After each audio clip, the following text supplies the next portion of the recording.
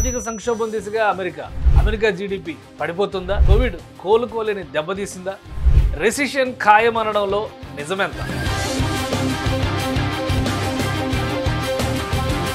ప్రపంచంలో అత్యంత బలమైన economy, top class industries, world class infra, land of opportunities, ఇది అమెరికా ఘనత. ఇప్పుడు అది బేటలు వారుతోంది.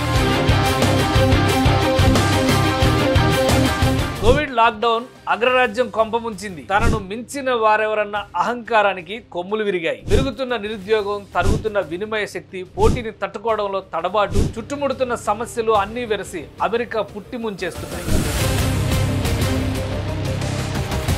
ఏ దేశ ఎకానమీ అయినా సంక్షోభం దిశగా వెళ్తుందనడానికి కొన్ని ప్రమాణాలు ఉంటాయి. National debt and financial management, national GDP growth, recession and lay off, stocks crash, inflation, after pandemic situations, global relations and immigration వంటి కీలక పరిణామాల్ని ఎకనామిక్ క్రైసిస్ కి కారణంగా పరిగణించవచ్చు.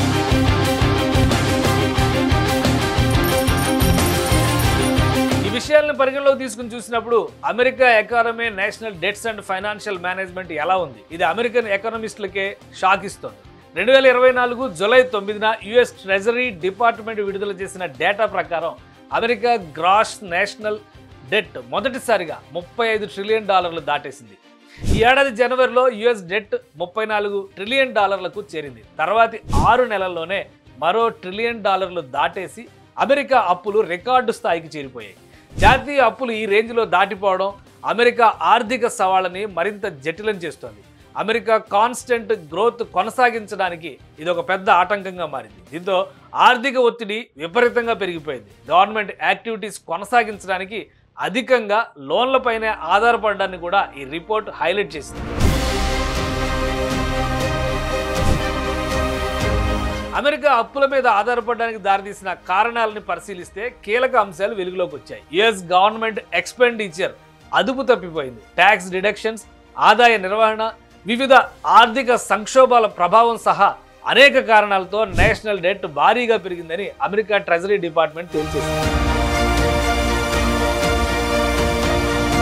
యుఎస్ నేషనల్ జీడిపి గ్రోత్ 2020 నుండి పెద్దగా గ్రోత్ లేకపోవడం అమెరికా ఎకనామిక్ క్రైసిస్ కి పెద్ద సెట్ బ్యాక్. 2019 వరకు యుఎస్ జీడిపి మంచి ఫలితాలు ఇవ్వగా 2020లో కోవిడ్ పాండమిక్ కారణంగా ప్రొడక్షన్ గ్రోత్ రేట్ తగ్గుతూ వచ్చింది.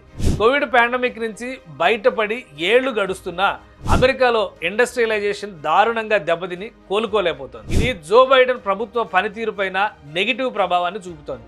మారిన పరిస్థితులకు అనుగుణంగా పౌరులకు పన్ను ఉపశమనాలు కూడా కల్పించలేదనే విమర్శల్ని బైడెన్ సర్కార్ ఎదుర్కొంటోంది. కోవిడ్ అనంతరం యుఎస్ గవర్నమెంట్ ఇండస్ట్రీస్ కి సపోర్ట్ చేయలేదు. దానికి తగ్గట్టు లోన్స్ ఇచ్చిన బ్యాంక్స్ ఇంట్రెస్ట్ రేట్స్ ని భారీగా పెంచినా ప్రభుత్వం దానిపై రివ్యూ చేయలేదు.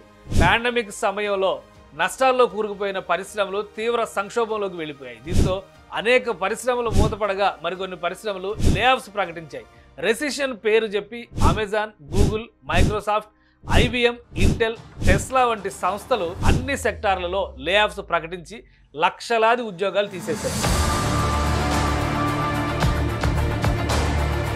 అమెరికా ఆర్థిక సంక్షోభాన్ని ప్రపంచ వేదికపై డిస్కషన్ పాయింట్ గా మార్చేసిన మరో అంశం US stock market crash. 2024 August 5, 6 తేదీల్లో అమెరికా స్టాక్ మార్కెట్లు భారీగా నష్టపోయాయి. గ్లోబల్ మార్కెట్ల నెగిటివ్ సైన్స్ ఇన్వెస్టర్ల సెంటిమెంట్ తో చెడుగుడు ఆడుకున్నాయి. వీటికి తోడు యూరప్లో ఆరని కాష్టంలా మారిన ఉక్రెయిన్ వార్, పశ్చిమాసియాలో కార్చిచ్చులా విస్తరిస్తున్న పాలస్తీనా ఇజ్రాయెల్ సంక్షోభం అమెరికా పైన తీవ్ర ప్రభావమే చూపుతున్నాయి.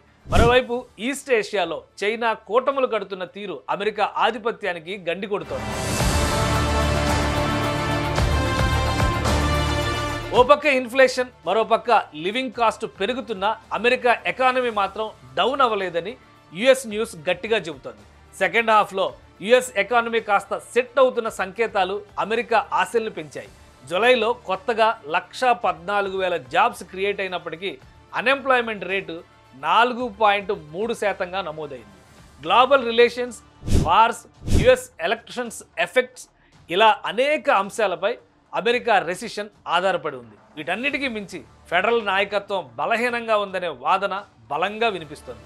ఈ క్రైసిస్కి సమాధానం కనుక్కుంటే ఆర్థిక సంక్షోభానికి ధీటైన జవాబు దొరికినట్టే.